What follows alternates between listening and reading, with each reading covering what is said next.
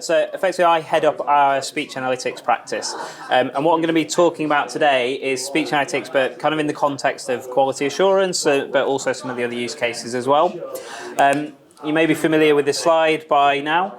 Now, obviously, we've talked about it a lot, but I just wanted to highlight very specifically the section I'm talking about. We clearly work from the operational environment all the way through to the customer-facing technology.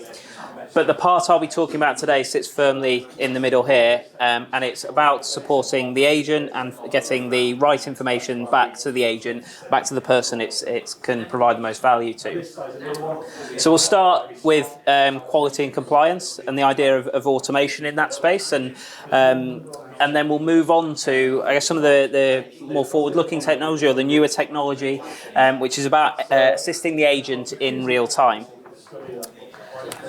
So before we do so, I just want to touch on, I guess, some of the kind of contact center environment at the moment that's driving adoption of this type of technology with some of our clients.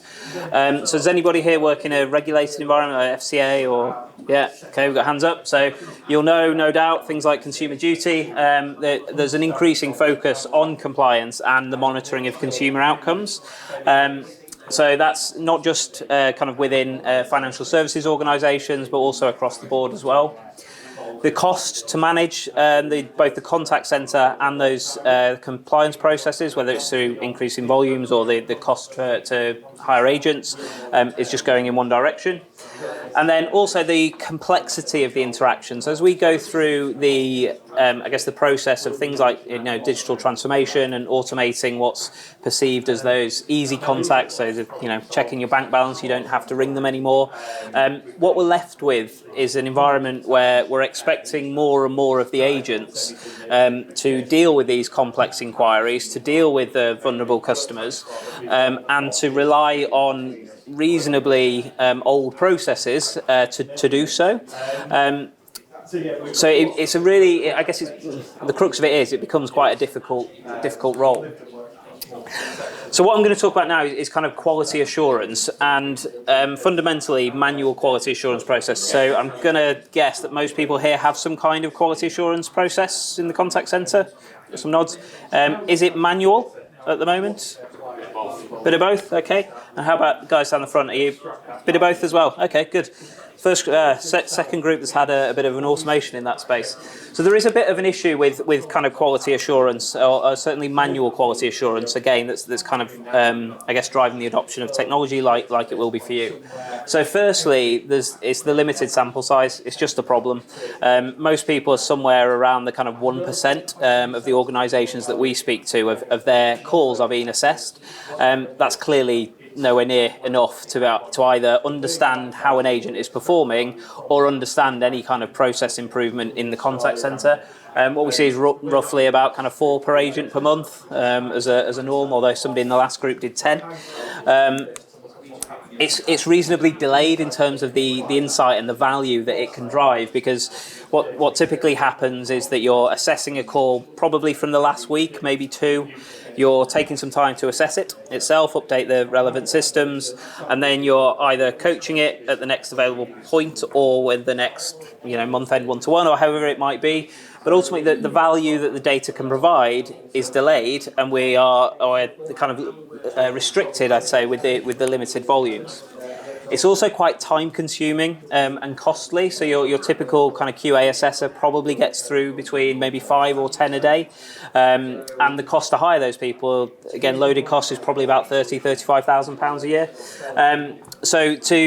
When it comes to kind of scaling it, through these traditional means, it can be incredibly costly. I'll give you a sneak preview, but here it is. The consistency as well is another challenge that we see. So if you ask somebody or 2 people, let's say, to assess the same interaction, the likelihood is they will score it slightly differently.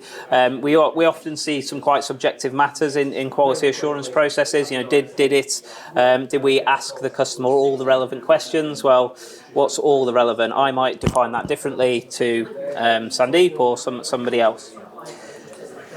There's also usually quite a bit of bias built in the process as well. So, you know, from a human point of view, let's consider Ollie behind us there is a good agent, and therefore we listen to a reduced number of calls for him. But because we've got a new intake, we're going to listen to more calls for those guys because we assume that they're the ones that are underperforming.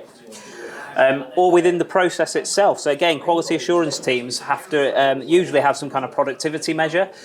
So you have to get through X amount assessments per month, and therefore what we're going to do is we're going to pick the average assessments, the ones that are 3 to 5 minutes long, that mean that we can get the volume done in the day that we need to do.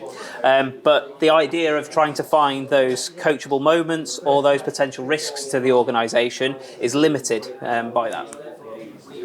And then ultimately, it becomes quite difficult to scale, right? So for all the things that I've mentioned there, whether it's around the consistency or the cost or however it might be, but it's really difficult to get a solid view without spending quite a lot of money, quite frankly, to understand performance in its entirety.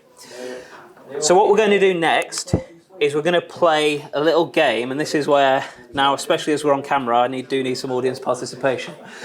So the next slide, so this has 432 boxes on it, take my word for it, and this represents the number of calls that an agent takes in a month. So I'm going to pick on you because you're front row. You're welcome. Could I ask how many quality assurance assessments you do per agent per month? 6 per agent, bi-monthly. Bi-monthly, so 3 a month, or oh right, okay, the other bi-monthly. Thank you. So let's tell you what, because picking 12 would be too long, so I'll let you pick 6. But would you like to pick 6 boxes? H9. H9. D3. D3. P16. P16. N6.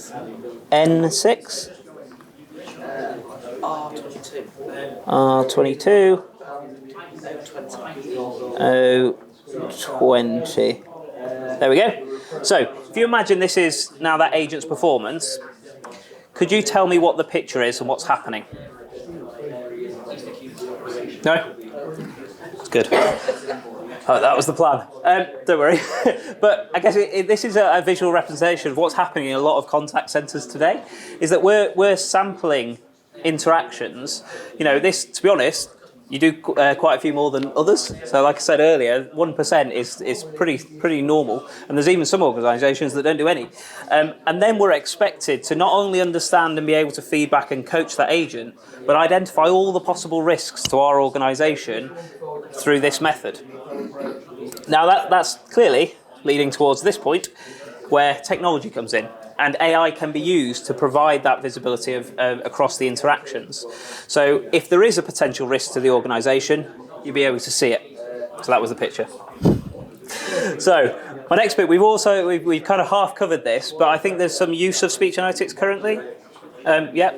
So, and you said partial kind of automation of QA processes as well. Cool. So, I guess for the guys that, if there anybody that doesn't have any experience of speech analytics, what I'm going to do is kind of talk through, I guess, the concept itself, but also then this is one piece of technology that we use. Like I said, for me and for us as a team, really, it's about identifying the right technology for the need. So I'm just going to use this one for the purposes of the demo. But those that don't have experience of speech analytics, let me switch to my demo and just sign in here. And then essentially the concept of speech analytics, what we're doing is we are transcribing the calls, each and every call, and then what we're doing is essentially allowing the systems or the capability to be able to classify the interaction on what is or isn't said, maybe what does or doesn't happen if you're linking other data sets from CRM, so things like if a sale was made, did we read the right script? And we are understanding that across each and every interaction. So you can see the transcription here. We're also looking to understand some of the, I guess, more subtle metrics around how we might be conversing with our customers. So things like silence time. You know, how often are we speaking to them, or are we just sat and we've kept them on hold or mute for long enough? some of the sentiment that goes with it. And one I always find quite interesting in crosstalks: are we interrupting our customers? Are they interrupting us? It lead us to understand what's happening in those interactions in more detail, and that happens on each and every single call. And ultimately, what we're looking to do is roll up the visibility of that to both agent or team leader or department or however it might be, but understand it across all of our interactions. What I've got here is an agent dashboard, so I'm a huge advocate of kind of presenting the information back to the person it's about, so in this instance, the agent. And what we've got is an example of where we've built categories to classify the compliance elements within this contact centre. So clearly it's an agent that requires a fair bit of coaching, let's say. And what we're able to do is, instead of just look at them on a 6 calls, 4 calls per agent per month, we understand their performance across the entire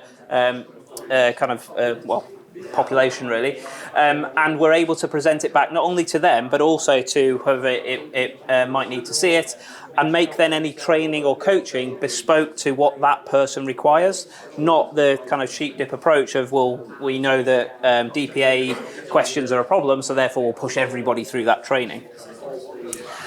So that's just an example of one of the systems that we use, and that's able to do that and classify it and kind of collate that data, I guess, all into a central location.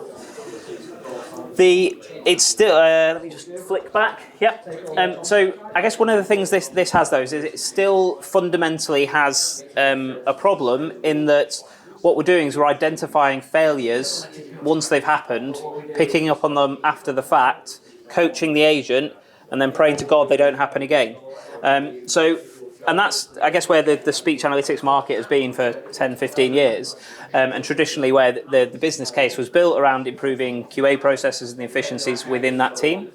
It has now moved on into a more of a real-time world. So for the guys that are using speech analytics, is anybody doing so in real time? First person today. Result. So this is the newer technology.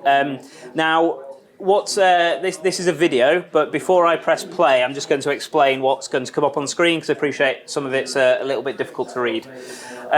So the left-hand side of the screen here, just imagine this as like your agent desktop. So a bit of a placeholder for the purpose of the demo, but you'll see us use that space as the interaction goes on. To the right-hand side, this is the interesting bit, really. So we have some kind of structured metrics at the top that just as a visual cue to the agent, so the duration, the volume, the speech rate, things like that.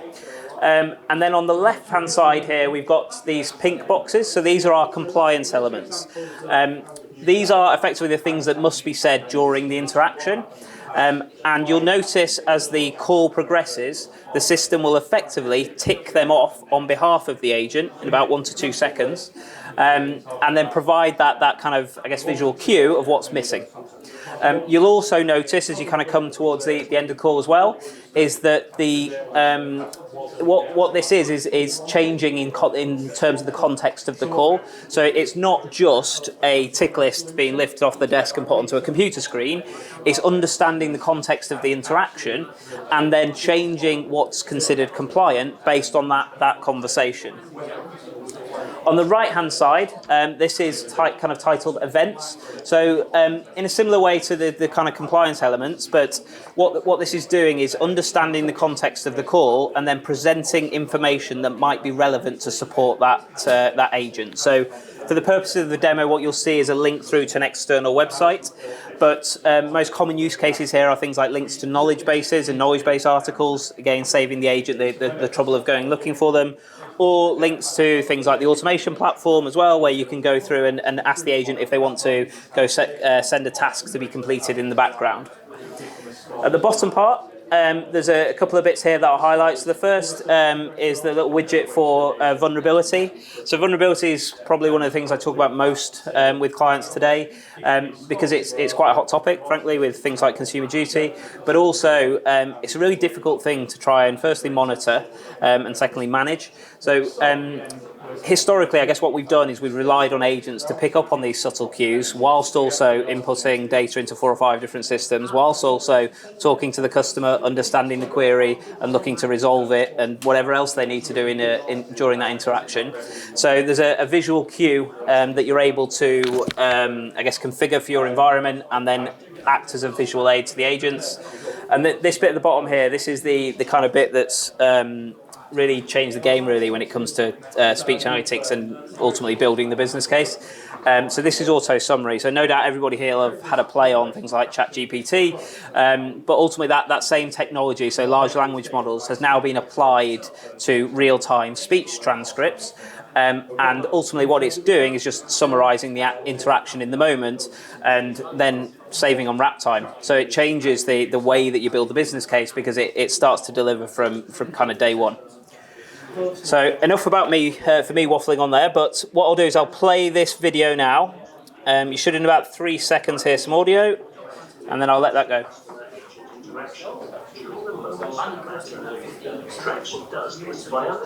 It'll help if I press play.